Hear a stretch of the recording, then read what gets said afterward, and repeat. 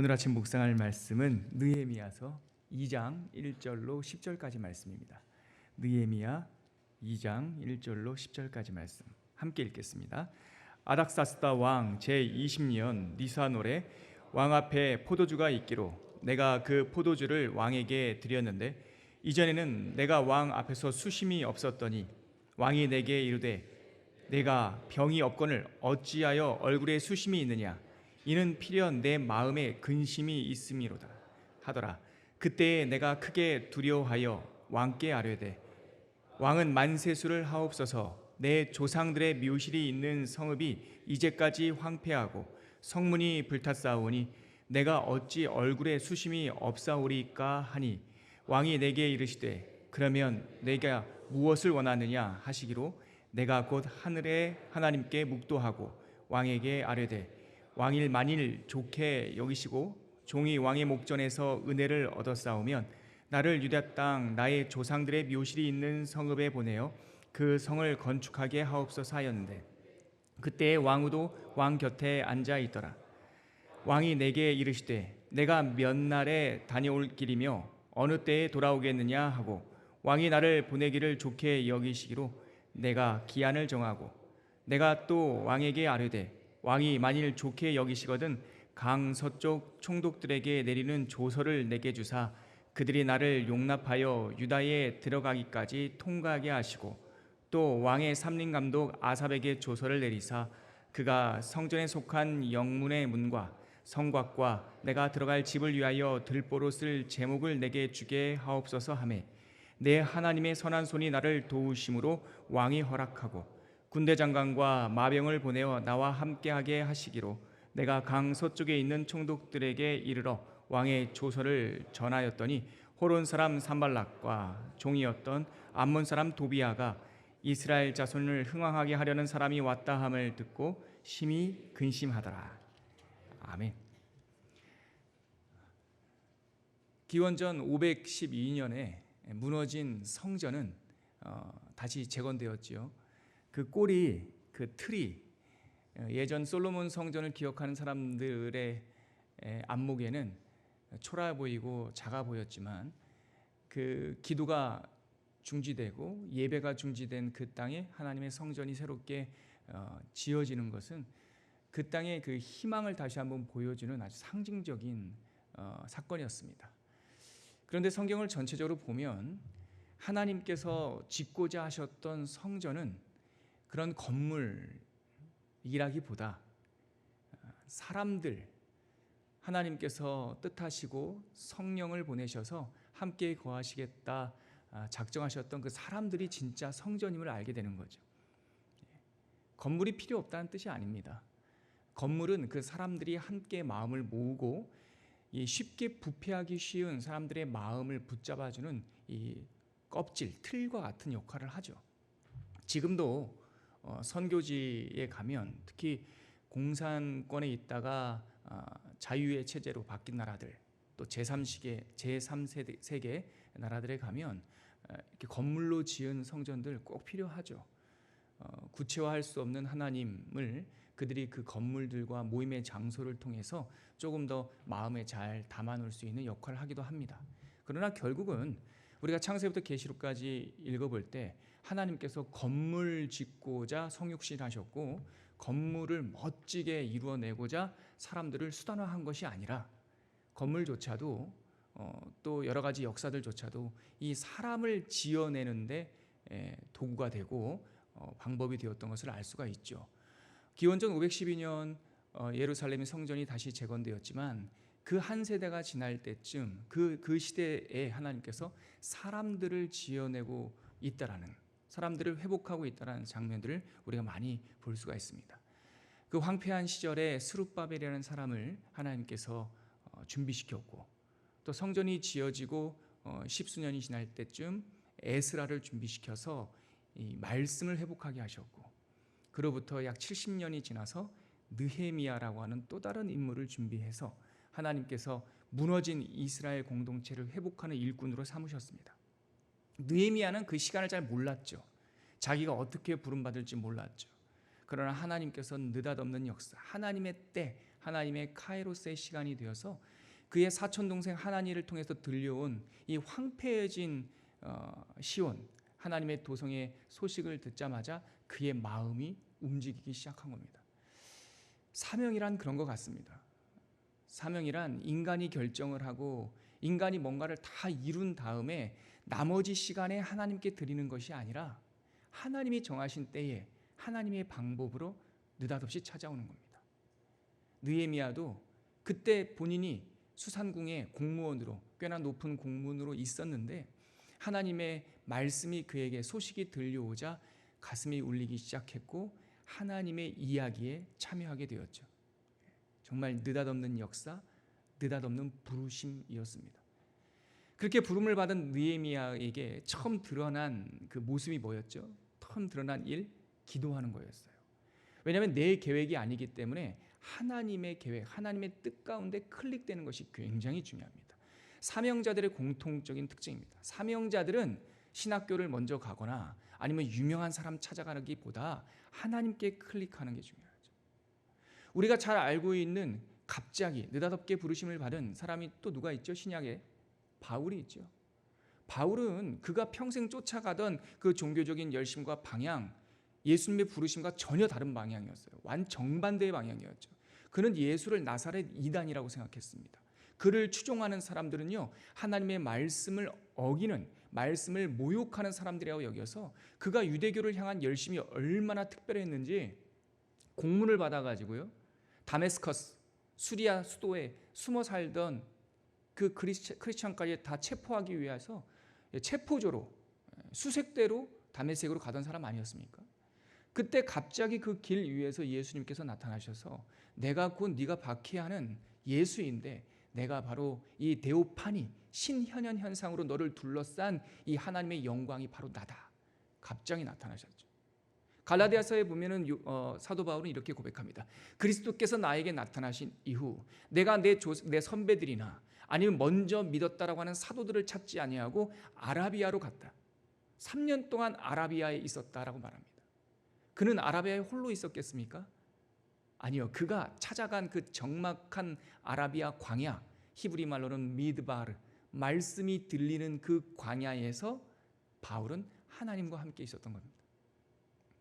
기도는 하나님을 만나는 광야, 나의 소리를 다 멈추고 하나님의 소리를 끌어올리는, 하나님의 소리가 나의 모든 언어 위에 덮어지는 그 기도는 하나님을 만나는 광야였던 거죠.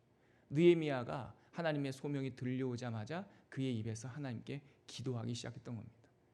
어제 묵상했던 그 첫 번째 장면, 모든 재건 사역, 성전이 지어졌고 성곽이 만들어졌고 이제는 성전과 성곽이 있었지만 그들이 상상하는 하나님, 그들이 70년 동안 숭배했던 종교적 틀에서 벗어나지 못했던 그 사람들을 다시 한번 하나님의 공동체, 하나님의 교회 공동체로 재건하는 성벽을 짓는 이 마무리 작업의 이야기, 느헤미야를 시작하는 첫 번째 사건이 기도 사건이었다는 것을 우리는 다시 한번 명심해야 됩니다. 그런데 여러분, 성경을 읽다 보면 좀 의아한 장면들이 나옵니다. 근데 이거는 사실 성경이 조금 이렇게 뜻밖의 그런 내용들이 기록된 것이 아니라 우리가 오해하고 있어서 성경을 읽을 때 가끔 이게 왜 이럴까 이런 의구심을 갖게 되는 것 같아요. 많은 사람들이 하나님을 믿으면 만사 형통할 거라고 생각합니다. 하나님을 믿고 신앙을 가지면 그동안에 있었던 근심 걱정 사라지고 날마다 해피하고 날마다 모든 것들 다 깨닫고 평안한 마음 가운데 수심도 없고 근심이 없을 거라고 생각해요. 그러나 그렇지 않습니다. 하나님의 사명자로 부르심을 받으면 또 다른 근심들과 또 다른 생각들이 밀려온다는 것을 알게 됩니다. 느헤미야도 그랬습니다. 느헤미야도 하나님의 사명을 분명히 그 가슴으로 받았고 그가 기도를 통하여 하나님께서 하나님의 뜻이 자기의 뜻이 되었어요. 이 땅을 위해서, 이 민족을 위해서, 이 역사를 위해서 대신 회개하며 하나님의 뜻이 그 무너진 폐허와 같은 땅에 이루어지기를 소망했죠. 그런데 그에게 찾아온 것은 조금 다른 상황이었습니다. 우리 2장 1절 같이 한번 읽어볼까요? 시작. 아닥사스다 왕 제20년 니스아놀에 왕 앞에 포도주가 있기로 내가 그 포도주를 왕에게 드렸는데 이전에는 내가 왕 앞에 수심이 없었더니 1절 보십시오. 니산월이랍니다. 니산월은 그 당시에 이 페르시아 공식 달력으로 7번째 달이고 하나님의 말씀이 밀려왔던 하나님의 말씀이 느닷없이 느헤미야에게 찾아왔던 그 기슬르월은 그 페르시아 공식적인 달로 3월입니다. 3월에서 7월까지 약 4개월 120일이 지났어요. 120일 동안 기도하면 바로 응답 받아야 될 텐데 120일 동안 넉 달 동안 기도가 계속 지속이 되었죠. 그런데 그가 그래도 뭐 기도를 생활 계속 하더라도 일상의 생활은 멈출 수 없죠. 우리가 이렇게 특별 세일에 작정 기도회를 하더라도 여러분들은 조금 있다가 빵 한 쪽 드시고 출근하셔야 될 겁니다. 일상의 삶과 기도의 삶이 분리되지는 않죠. 우리가 특별히 뜻을 정한다 할지라도 하나님께서 우리에게 맡겨주신 일상의 삶을 걸어갈 때 1절 보십시오. 겨울에 다른 도성에서 머물고 있던 왕이 이제 봄이 되어서 이 수산궁으로 본래 수도로 제1수도로 돌아왔어요. 그래가지고 그 앞에 포도주가 있어서 1장 11절에 보니까 하나님께 기도하던 그 4개월 언저리에 이 느헤미야는 왕궁에 거하던 그 공무원 중에서 술 맡은 관원이 되었습니다. 꽤나 높은 관직이었습니다. 드디어 왕이 다시 수산궁에 컴백해서 왕에게 포도주를 드리게 되었던 거죠. 그런데 그의 모습을 묘사하는 방금 읽었던 1절을 보십시오. 이전에는 내가 왕 앞에서 뭐가 없었더니 수심이 없었다는 거예요. 근심이 없었다는 거예요. 그런데 지금 어땠다는 겁니다? 어땠다는 겁니까? 수심이 찾아왔다는 거죠. 수심이 드러났다는 거예요. 어떤 수심이었든지 왕의 눈에 비친 그의 모습을 한번 읽어보죠. 2절 말씀입니다. 시작. 왕이 내게 이르되 내가 병이 없거늘 어찌하여 얼굴에 수심이 있느냐 이는 필연 내 마음에 근심이 있음이로다 하더라. 그때 내가 크게 두려워하여. 왕의 눈에도 그 모습이 보였어요. 뭔가 골똘히 생각하는 마음의 어지러움이 있는 것이 왕의 눈에 보였죠. 왕이 말합니다. 너에게 수심이 있네. 병이 있는 것도 아닌 것 같은데 너 근심하는 것이 있니? 라고 묻습니다. 근데 이 장면이 조금 위태로운 장면입니다. 왜냐하면 술 맡은 관리는 꽤나 높은 왕의 음식을 다루기 때문에 존대를 받는 직이긴 했지만 그가 제 첫 번째로 생각해야 될 그 직무표에 보면 왕을 위하여 여는 연회에서 기쁨을 극도로 높이는 일, 가장 기쁘게 하는 일, 그것이 바로 이 술 맡은 관원의 역할, 제1 직무였어요. 연회를 베풀었는데 얼굴에 수심이 가득하다니요. 여러분 우리가 그 집에서 밥상을 차려놓고 그 앞에서 울고 있으면 수저를 들어도 기쁨이 하나도 없으면 이것도 먹어 내가 알아서 할게 이러면 그 모든 음식 맛이 기쁨이 떨어지지 않습니까? 지금 딱 그 장면인 거죠. 어쩌면 이것이 제대로 해명되지 않았을 때 느헤미야에게 굉장한 위태로움이 될 수 있는 것이죠. 이것이 딜레마예요. 하나님의 말씀이 찾아왔는데 왜 전에 수심이 없던 느헤미야가 수심을 갖게 됐냐 말이죠. 하나님의 사명이 나의 사명이 되었고 하나님 앞에 기도하는 사람이 되었는데 왜 근심이 생기냔 말이에요. 우리가 전에 알고 있던 믿음, 종교에 대한 통념은 믿음을 생기면 근심이 사라질 거라는 것인데 근데 아닙니다 여러분. 성경에는요 너희들이 하나님을 믿으면 모든 근심이 사라진다는 말 없습니다. 물론 평안이라는 말이 있습니다. 우리가 평안을 누리는 것과 근심이 완전히 사라지는 진공 상태는 같은 게 아니에요. 성경에 한번 찾아보시겠습니까? 골로새서 2장 24절 신약성경 골로새서 2장 24절 한번 보시죠. 방금 제가 하나님을 만난 사람으로 예를 들었던 그 바울의 목소리가 여기에 나옵니다. 신약성경 골로새서 2장 24절에 보면 찾으셨습니까? 1장 24절에 죄송합니다. 1장 24절 찾으셨으면 1장 24절 바로 앞에 어떤 말씀이 있냐면 사도 바울이 내가 복음의 일꾼이 되었노라 라고 되어 있어요. 사도 바울이 복음의 일꾼이 되었는데 일꾼이 되었으면 만사 형통해야 되는데 24절 같이 읽겠습니다. 시작. 나는 이제 너희를 위하여 받는 괴로움을 기뻐하고 그리스도의 남은 고난을 그의 몸된 교회를 위하여 내 육체에 채우느라. 복음의 일꾼이 되었는데 바울은 뭐라고 말합니까? 너희를 위하여 내가 괴로움을 받고 있다라는 거예요. 그리고 그리스도의 남은 고난을 내 육체에 채우고 있다는 거죠. 예? 교회를 위하여. 왜냐하면 25절에 보면 내게 주신 그 직분을 따라 하나님의 말씀을 이루려 하기 위해서. 여러분, 이게 우리가 갖고 있던 종교에 대한 통념과 조금 다릅니다. 사도 바울이 하나님의 일꾼이 되었어요. 일꾼이 되면은 병든 사람에게 손만 대도, 또 사도행전에 보면은 사도 바울의 그림자만 스쳐도 병자가 나았다고 했는데, 사도 바울은 평생 육체의 가시를 가지고 있었고 하나님의 말씀이 왔음에도 불구하고 그는 근심하고 걱정했고 아주 문학적으로 그리스도의 남은 고난을 자기의 육체, 다시 말해서 육체의 피로와 핍박과 고난을 그의 선교 여행 내내 동반하고 다녔단 말이죠. 근데 이 고난이 내게 주신 직분, 하나님의 말씀을 이루기 위한 하나의 도구, 과정이라고 고백을 하고 있어요. 우리 한 구절 다 찾아볼까요? 고린도후서, 여기도 바울의 목소리입니다. 11장 28절.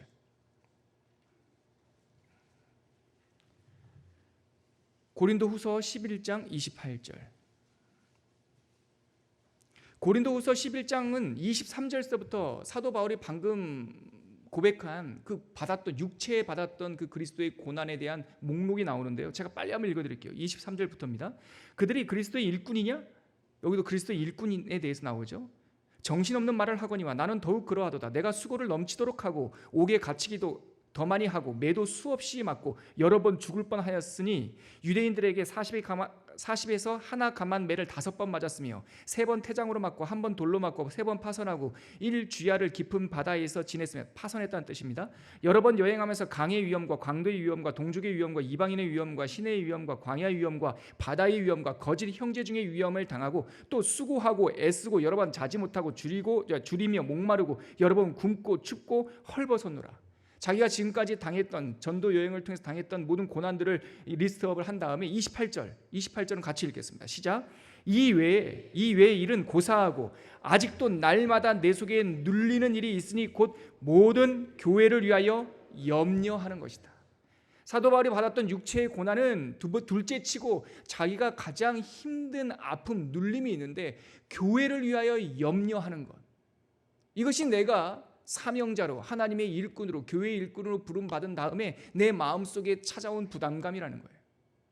예, 성경은요, 하나님을 믿고 나면 너희들의 뜻을 다 이루고 소원을 성취하는 만사 형통을 얘기하지 않아요. 하나님을 믿으면 근심의 양을 줄여준다고 말하지 않아요. 어느 구절에서 그렇게 말하지 있고 있지 않아요. 시편 중에서 3분의 1이 탄원시고 고통시예요. 아프고 슬픈 이야기예요. 성경은 하나님을 믿으면 여러분들의 근심과 걱정의 양을 줄여주겠다고 말하지 않고 여러분들의 근심과 걱정의 질을 바꿔주겠다고 말합니다.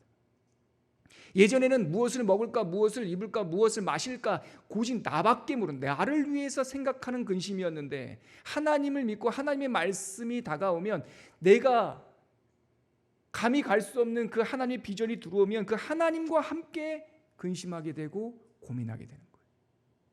근데 하나님과 함께하는 근심은 회개와 생명을 일으키는 근심이 되는 거예요.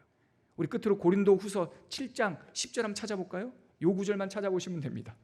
고린도후서 7장 10절.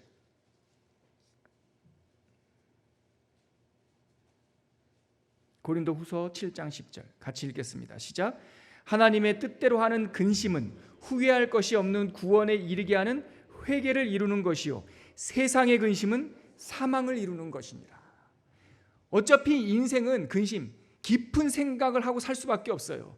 그러나 우리의 근심, 이 깊은 생각이 나밖에 모를 때는 그것이 사망으로 가는 근심, 썩을 것을 내는 근심, 사람들과 다툼과 전쟁과 이런 분쟁을 일으키는 근심이 되지만, 하나님의 뜻대로 하는 근심은 그것을 회개, 삶의 방향을 돌이키는 깊은 생각, 하나님의 뜻을 이루는 깊은 생각으로 인도해서 생명을 얻게 한다는 것이죠. 하나님의 사명자 느헤미야가 기도하고 4개월 동안 하나님과 함께 동행했을 때 그에게 나타난 두 번째 증상은 깊은 생각에 잠겼다는 것이죠. 세상 사람의 눈에는 그것이 수심으로 보였고 근심으로 보였지만 그것은 걱정이 아니라 하나님의 말씀이 어떻게 이 시간 속에서 이루어질 것인가라고 하는 영적인 예민함이었던 거죠. 왕 앞에 수심의 얼굴처럼 보였던 그에게 왕은 물었고, 네가 왜 걱정하냐? 사실 이것이 지혜로운 성령의 역사가 아니면 내 안에 함께 근심하시는, 로마서 8장에 보면 말할 수 없는 탄식으로 하나님께 우리를 중보한다고 하셨던 성령의 지혜로움이 없다면 굉장히 위태로운 상황이었던 겁니다. 하나님께서 그러나 이 느헤미야에게 마땅히 할 말을 주셨고, 그에게 느헤미야에게 입을 통해서 왕에게 그 말을 하게 만들죠. 자, 3절 말씀, 느헤미야서 오늘 본문 2장 3절 말씀, 느헤미야의 대답을 한번 읽어보겠습니다. 시작. 왕께 대답하되 왕은 만세수를 하옵소서. 내 조상들의 묘실이 있는 성읍이 이제까지 황폐하고 성문이 불탔사오니 내가 어찌 얼굴에 수심이 없사오리까 하니. 하나님께서 지혜의 영이신 성령님께서 느헤미야에게 지혜를 주셨습니다. 바벨탑 사건 이후로 인간에게 닥쳐온 재난 중에 하나는 소통이 안 된다는 거예요. 서로 무슨 말을 해도 알아듣지 못하게 된다는 거죠. 근데 하나님께서는 느헤미야에게 예루살렘이 황폐한, 더욱더 유대인들에게 가까운 말로는 시온, 중립적인 이름으로는 예루살렘, 그런데 다른 데서는 표현되지 않은 지혜로운 이름을, 이 상황에 대한 지혜로운 그 깨달음을 한마디를 주죠. 예루살렘이라고 말하지 않고 뭐라고 말하냐면 내 조상들의 묘실이 있는 성읍. 이 말로 왕의 마음이 녹습니다. 이게 왜 위험하냐면, 왕이여 예루살렘이 황폐되었으니 내가 가야겠습니다, 성을 지어야겠습니다 말씀드렸으면 이거는 반역일 수 있어요. 왜냐하면 십수년 전에 이 아닥사스다가 성전 재건 사역을 중단하게 한 사람이거든요. 물론 그 이후에 에스라를 보내서 백성들의 질서를 좀 잡아라라고 하는 2차 포로귀환의 조소를 준 사람이기도 하지만, 이 아닥사스다는 이 속주 중에 하나였던 이 팔레스타인 지역의 사람들의 세력이 커지는 걸 원치 않았다고요. 그래서 중립적인 말, 그냥 다 알고 있는 일반적인 말, 예루살렘이 황폐됐으니까 가서 성전 좀 지어야겠습니다, 성벽 좀 지어야겠습니다, 어쩌면 위험에 처할 수 있는, 반역으로 몰릴 수 있는 말이죠. 근데 사실 그대로, 하지만 그 사실, 이름이 아니라 그 이름이 담고 있는 의미, 자기에게 있는 의미를 얘기하게요. 내 조상들의 묘실이 있는 그 성읍이 황폐하게 됐고 불이 탔으니 왕이여 어떻게 내가 근심하지 않을 수 있겠습니까? 하지만 이 말이, 느헤미야를 통해서 나온 말이 왕의 마음을 움직이는 것이 아니라 하나님께서 왕의 마음을 움직여 주십니다. 4절 말씀 같이 한번 읽겠습니까? 시작. 왕이 내게 이르시되 그러면 내가 무엇을 원하느냐 하시기로 내가 곧 하늘의 하나님께 묵도하고. 하나님께서 느헤미야에게 말을 주시고 그 말을 전하니까 하나님께서 그 왕의 마음을 움직여 주셔요. 얘가 지금 반역을 꿈꾸는구나 이렇게 할 수 있었지만 그것이 아니라 네가 무엇을 원하느냐라고 말을 하게 됩니다. 그때 뜻밖의 그 왕의 선의에 찬 대답이 돌아오자 그 순간 느헤미야는 하나님께 뭐 했습니까? 다시 묵도했어요. 여기 묵도라고 우리가 우리말에는 번역되어 있지만 앞에 느헤미야 1장에 나오는 하늘의 하나님께 기도한다는 말과 똑같은 단어예요. 다시 말해서 그 순간 왕이 무엇을 원하느냐 말한 순간 그 순간 소리내지 않았지만 깊은 마음으로 하나님께 기도를 하는 거죠. 여기에 느헤미야의 힘이 있습니다. 내 비전이 아니고 내 계획이 아니었기 때문에 하나님의 비전, 하나님의 뜻이었기 때문에 사명자들은 하나님의 뜻을 구하는 거죠. 그 순간 기도를 합니다. 그리고 나서 5절 또 이렇게 말하죠. 같이 읽겠습니다. 시작. 왕에게 아뢰되 왕이 만일 좋게 여기시고 종이 왕의 목전에서 은혜를 입었사오면, 지혜롭죠. 너무 지혜로워요. 그 다음 계속 읽을게요. 나를 유다 땅 나의 조상들의 묘실이 있는 성읍에 보내어 그 성을 건축하게 하옵소서. 지혜를 주셔서 이 땅에 가서 건축하게 해달라고, 왕의 자기네 조상들의 묘실에 있는 성읍을 회복하게 해달라고 왕에게 말하게 되죠. 근데 6절 말씀 보십시오. 그 상황을 묘사하는 구절이 나옵니다. 그때가 어떤 상황이었습니까? 6절 읽겠습니다. 시작. 그때에 왕후도 왕 곁에 앉아 있더라. 이 부분이 중요합니다, 여러분. 왕후가 왕 옆에 앉아 있었다라고 하는 것은 이 연회가 공식적인 연회가 아니라는 것을 알게 돼요. 에스더서를 보면 우리가 알 수 있지만 페르시아에서 왕의 공식적인 연회에서는 왕후 제1왕후조차도 동석할 수가 없었어요. 왕이 특별히 부르지 않으면. 왕후가 옆에 앉아 있었다라고 하는 것은 이 연애가 이 왕의 개인적인 사적인 연애임을 알게 돼요. 이 장면을 통해서 우리는 하나를 또 알게 되죠. 하나님께서는 왕의 마음도 주관하시지만 뭐도 주관하신다? 때도 주관하신다. 타이밍도 주관하신다. 이 사적인 모임을 주관하는 술 맡은 관원으로서 느헤미야가 픽업된 거예요.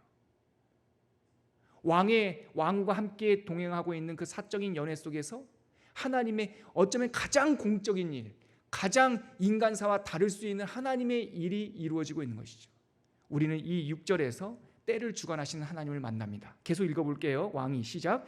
왕이 내게 이르시되 내가 몇 날에 다녀올 길이며 어느 때에 돌아오겠느냐 하고 왕이 나를 보내기를 좋게 여기시기로 내가 기한을 정하고. 지금 왕이 좋은 이 성곽을 건설하는 것을 허락하게 되죠. 자, 7절 8절 같이 읽어볼까요? 시작. 내가 또 왕에게 아뢰되 왕이 만일 좋게 여기시거든 강 서쪽 총독들에게 내리시는 조서를 내게 주사 그들이 나를 용납하여 유다에 들어가기까지 통과하게 하시고 또 왕의 산림감독 아삽에게 조서를 내리사 그가 성전에 속한 영문의 문과 성곽과 내가 들어갈 집을 위하여 들보로 쓸 제목을 내게 주게 하옵소서 하매. 여러분, 여기까지요. 왕이 드디어 예상하지 못한 그날 그 예루살렘 성곽을 성벽을 완성할 조서 허락을 내렸습니다. 근데 이때 이 허락을 듣자마자 느헤미야 입에서 나오는 반응을 보세요. 이 동북 쪽에 있는 수상궁에서 수만리 떨어져 있는 예루살렘으로 가는 길에 있는 총독들의 있음을 알고 있어요. 그냥 지나가면 그 길이 험난할 거를 알고 왕에게 조서를 좀 주십사 하고 요청하고 있어요. 또 하나, 왕의 삼림감독 아삽이라는 말은 히브리 사람 이름이에요. 왕의 삼림감독이 어디였을까? 예루살렘을 재건하기 위한 살림이니까 그 근방이었겠죠. 그 근방에 건축자재로 쓸 수 있는 살림은요, 레바논, 그러니까 이스라엘 북쪽에 있는 그쪽 숲밖에 없어요. 다시 말해서 많은 학자들이 추정할 때 수산궁에서 수십 마리 떨어져 있는 예루살렘 북쪽 레바논의 왕의 살림감독의 이름이 아삽이었던 것까지 느헤미야가 알고 있어요. 지난 4개월 동안 기도의 사람, 사명의 사람 느헤미야의 4개월은 그냥 혼자 골방에 앉아서 기도만 했던 게 아닌 거예요. 하나님의 말씀이 찾아왔지만 그 말씀을 하나님께서 이루시겠지만 자기에게 주시는 상황과 지혜와 형편을 따라 그 모든 과정을 알고 조사하고 있었던 거예요. 그래서 하나님의 때가 그 눈앞에 펼쳐지자 비공식 연회, 왕의 사적인 연회 속에서 그 성벽 재건의 허락이 떨어지자 동쪽에서 서쪽으로 가는 길에 있는 총독에게 보내야 될 조서의 개수를 말하고 있고 또한 삼림감독 아사렙의 이름을 특정하면서 그 재건 사역에 쓸 나무를 허락받는 거죠. 느헤미야는 준비하는 사람이었습니다. 기도하면서 근심했지만 걱정하고 있었던 것이 아니라 하나님의 때를 기다리면서 철저하게 준비하고 있었던 거죠. 저는 이러한 하나님의 은혜와 지혜가 저와 여러분들에게 다 있기를 바랍니다. 하나님께서 사명 주시면 덜컥 이러시죠. 저는 앞으로 우리 초원교회가 어떠한 길을 걸어가야 되는지 잘 몰라요. 저한테 와서 무슨 계획이 있냐고 자꾸 묻지 마세요. 계획이 없어요. 그러나 하나 저한테 분명한 것이 있는데 하나님의 뜻에 계속 클릭되기 위하여 애쓸 겁니다. 그리고 앉아서 기도하면서 시대를 분별할 거고 이 시대에 어떤 일들이 일어났는지 서울에서 미국에서 워싱턴에서 젊은 목사들 그룹에서 선배들 그룹에서 어떤 일들이 일어난 건지 계속 연구하고 집중하고 주목하여 볼 겁니다. 그러나 그 때는 알지 못하고 우리가 어떻게 사용될지 알지 못합니다. 하지만 준비하고 있는 그 사람 하나님께서 분명히 사용하여 주실 줄 믿습니다. 우리 9절과 10절 읽고 함께 기도하도록 하겠습니다. 읽겠습니다. 시작. 군대 장관과 마병을 보내어 나와 함께하게 하시기로 내가 강 서쪽에 있는 총독들에게 이르러 왕의 조서를 전하였더니 호론 사람 산발락과 종이었던 암몬 사람 도비아가 이스라엘 자손을 흥황하게 하려는 사람이 왔다 함을 듣고 심히 근심하더라. 지금 제3차 귀환이 이루어진 거예요. 9절과 10절 아주 짧고 담백하게 표현하고 있지만 지금 느헤미야가 예루살렘에 귀환했죠. 그래서 서쪽에 있는 총독들에게 조서를 보냈고요. 그 예루살렘에 도착하니 그 예루살렘에 왕노릇하고 있던 이 사마리아 총독이었던 산발랏이라고 하는 사람과 그의 종이었다가 자유인을 풀렸던 도비아라는 사람이 이 이스라엘 사람을 회복하게 하기 위해서 사람이 왔다는 얘기를 듣고 뭐 하고 있습니까? 10절에 이 구절이 저는 아주 재밌었습니다. 산발랏과 도비아도 뭐 합니까? 근심합니다. 여러분, 기도의 사람이 하나님의 역사를 실질적으로 이루어내는 2장 1절에서도 느헤미야도 근심했는데요, 세상 사람도 근심합니다. 이것이 하나님의 재건 역사의 첫 번째 챕터입니다. 기도, 내면의 일 말고 눈에 보이는 첫 번째 챕터. 제가 이 말씀을 어젯밤에 계속 묵상하다가 아유, 그렇구나. 세상은 진짜 근심이네요. 믿음이 있어도 근심, 믿음이 없어도 근심입니다. 그렇지 않습니까? 선배님들 대답해 보세요. 믿음이 있을 때도 근심이었고요, 믿음이 없을 때도 근심이었어요. 돈이 있어도 근심이죠. 있어도 근심이, 없어도 근심이고요. 공부를 잘해도 근심, 공부를 못해도 근심, 개발이 돼도 근심, 개발이 안 돼도 근심. 인생은 근심이죠. 생각이, 근데 이 생각이 어디에 사로잡혀 있느냐에 따라서 아까 고린도후서 말씀처럼 생명을 살리기도 하고 생명이 죽기도 하죠. 하나님께 사로잡혀 있으면 회개를 통하여 하나님의 생명이 살아날 것입니다. 그러나 세상에 온통 붙들려 있으면 그 근심은 사망으로 가는 근심이라고 성경은 말하고 있습니다. 이 시간 함께 기도하시죠. 오늘 사명자가 기도 후에 세상 앞에 어떻게 첫걸음을 내디뎌야 되는지에 대해서 2장 1절에서 10절까지 나와 있습니다. 하나님께서는 우리를 깊은 기도와 깊은 묵상으로 인도하십니다. 세상 사람들이 볼 때는 근심 같고 걱정 같지만 우리는 걱정이 아니죠. 하나님의 뜻을 내 영혼에 채우는 깊은 숙고의 시간이죠. 하나님 아버지, 우리가 세상 것에 묶여서 세상 속에서 근심하지 않도록 도와주시옵소서. 하나님과 함께 숙고하고 궁리하고 하나님과 함께 생각함을 통하여서 우리의 삶 속에 깨우침, 회개, 돌이킴이 일어나게 하여 주시옵시고 생명의 꽃이 피게 하여 주시옵소서. 이렇게 한번 기도하겠습니다. 하나님 아버지, 은혜를 감사합니다. 오늘 말씀을 통하여서 하나님께서 말씀 주시고 사명 주신 사람이 어떻게 하나님의 그 사명의 첫걸음을 내딛는지에 대해서 알게 하여 주셨습니다. 하나님, 우리의 기도가 하나님의 뜻을 채우는 하나님의 통로가 되게 하여 주시옵시고 그래야 세상 가운데 내 생각과 내 뜻과 내 방법이 아니라 하나님의 뜻과 하나님의 방법과 하나님의 생각을 이루어드리는 사명자들이 다 되게 하여 주시옵소서. 하나님 아버지, 생각과 고민의 방향이 바뀌게 하여 주시옵소서. 함께 고민하는 주체가 세상의 전문가들이 아니라 하나님이 되게 하여 주시옵소서. 우리가 세상을 살다 보면 많은 지혜와 생각이 필요한데 그때마다 내 경험과 내 계획이 아니라 하나님의 말씀과 하나님의 성령과 동행하며 성령과 함께 상의하는 하나님의 믿음의 사람들 다 되게 하여 주시옵소서. 그리하여 우리의 작은 삶의 현장 속에서 주님의 뜻을 이루어드리는, 주님의 뜻을 재건하는 하나님의 일꾼들 되게 하여 주시옵소서. 이제는 십자가에서 하나님의 근심과 더불어 죽으시고 부활하신 예수 그리스도의 은혜와 하나님 아버지의 넘치는 사랑과 성령 하나님의 동행하심이 하나님과 함께 깊은 기도와 함께 사명의 첫걸음을 내딛는 느헤미야를 묵상하면서 내가 주님과 동행하며 하나님의 뜻대로 하는 근심 가운데 생명으로 꽃피리라 결단하는 주의 백성들 위해 지금부터 영원까지 함께 계시기를 간절히 축원하옵나이다. 아멘.